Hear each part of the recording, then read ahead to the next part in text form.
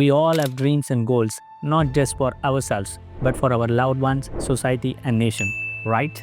Now, here is something interesting.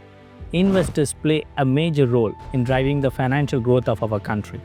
So, it is super important to understand the different types of investors and how passive and active investors differ.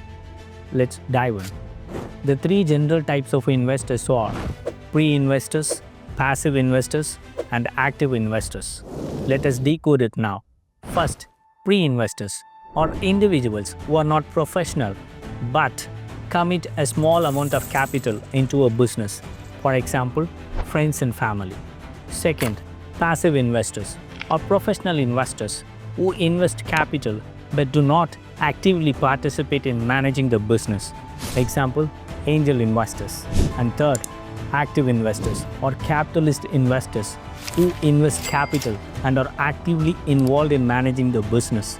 Examples include venture capitalists and private equity firms. Let's explore the 5 types of professional and capitalist investors. Number 1, the accredited investor.